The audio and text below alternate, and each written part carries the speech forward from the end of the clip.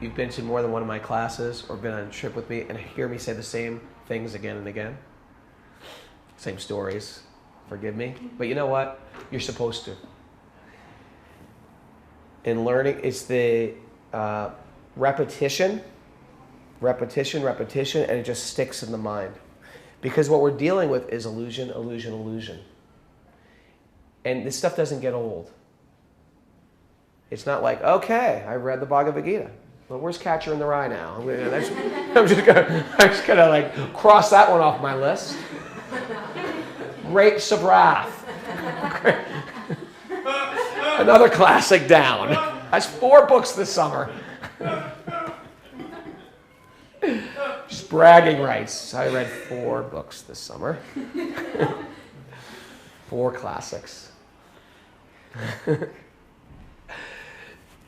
It's not things that we end. You can hear this stuff again and again and again because we're subject to illusion at every moment. So therefore we keep books of wisdom close to us. It's a regular read.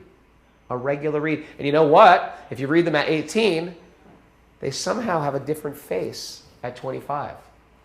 Because you're in a different place at 25. And they're great. And then you can read them at 85. And they'll mean something. That's why with my kids, I get them hooked on the Mahabharata. Because it's sort of like a comic book. Matter of fact, if you can actually get comic book versions of the Mahabharata in India. And you can read it when you're 7, and you can read it when you're 77. That's the beauty of it, right? If you read Spider-Man when you're 77, it's a little weird.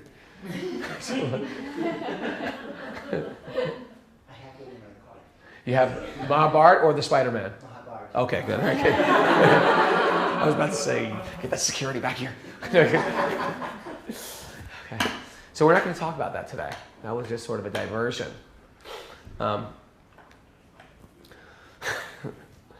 That's a good diversion.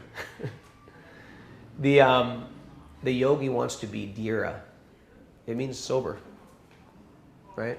Because we tend to be intoxicated, not just from like a gross intoxication, but just intoxicated with all the quote excitement of this world. It's very intoxicating, right? And there's a good verse in the Bhagavad Gita. I'm going to just quote the Gita again. Yahi shamsparsaja bogha dukkha yonaya evate. Does anyone know what dukkha means? Pain. It's the opposite of sukha, which is good, right? It's nice. Easy, like sukhasana, right? Or happy. Sukha and dukkha, happiness and distress, like that. So it says the intelligent, those who are intelligent do not take part in the sources of misery. Those who are intelligent do not take part in the sources of misery, which take place from, what's that verse, Jai? 522, 5th chapter, 22. You got a Gita here? Don't sweat it. Don't sweat. Hey, look on your phone. Get my pocket base. Yeah. We got the app. Don't worry. It's got to go quick. I'm going to paraphrase if you don't mind.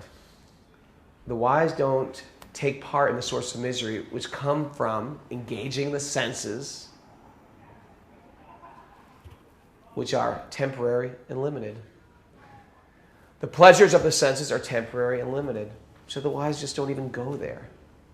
We're looking not for a quick hit of something, because we've been there. And after you've been around for a while, because we're still sometimes very young souls sometimes, and we'll chase those things. We'll chase those things that we know never satisfied my heart. Have you ever had a bunch of money and you got to a point? Like you always wanted that money, and then you got it. You always wanted it, and then you got that money. And then you get to this point like, what can I purchase? What's there to get? What is there to buy? Right?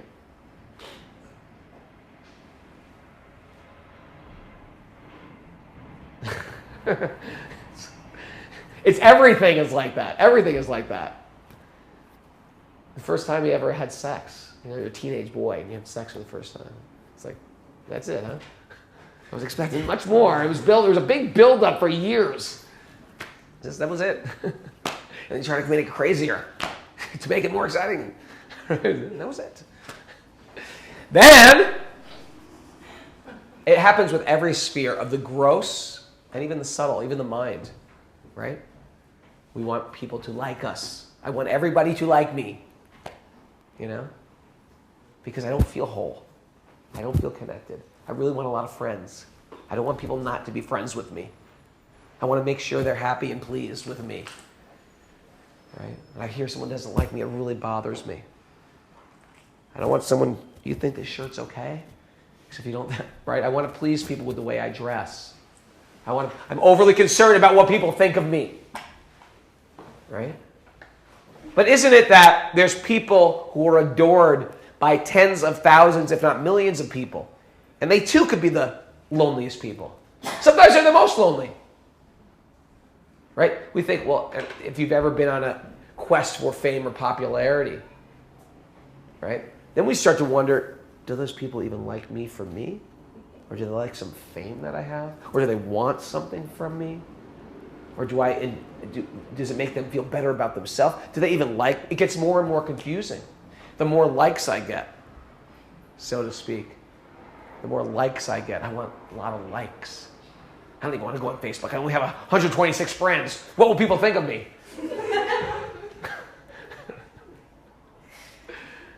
Please like me on Facebook. Please like me. It's so funny. People are desperate. They even say that. Like us, please, on Facebook. It's usually someone like AT&T. Like me. I don't freaking likes AT&T on Facebook. Okay. So, when we finally get over it, like get to that place where we realize, actually, there's nothing here for me. That's a big sort of flat line. There's nothing here of this world. I thought it was her. Right? I thought it was her I was going to shove in my God hole. Right? I thought it was her. It wasn't her. Right? I thought it was it. I thought it was a particular a bank balance. I thought it was a home. I thought it was an extension on my home. I thought if I get that extension on my home. That's when you have kids and stuff like that. You start thinking of extensions of homes, right? When you're younger, it's a particular car. When you're my age, you're thinking a Toyota Sienna. It's got 6 seats, and the doors open automatically. That's where I'm at right now. Because I drove that Chrysler, and that was weak. So, when you realize that's not going to do it either, then you start looking for something a little bit more. Two things happen again. One is you start getting really sad, like, you know what? It's bullshit. This whole material world is bull. Have you ever got to that point where this is bullshit? What am I doing in this shitty, crazy world? It's bullshit. It's all nonsense. We're all working for this system. I'm working for this guy, making this stupid asshole rich. I'm giving him everything. I'm giving my blood for this guy. And I'm so disposable in his eyes. Sometimes in a relationship, we feel the same way. Why would he love me? I love him so much. I would do anything for this freaking guy. He treats me like a freaking...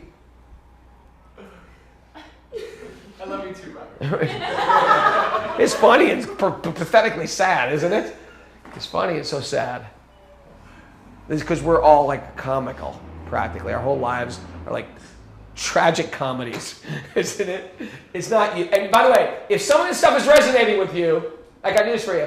It'll resonate with everybody. You know why? Because we're very, very similar.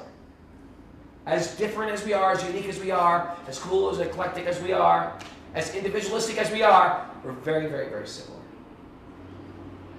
We're all trying to find happiness, a lasting happiness in a temporary world.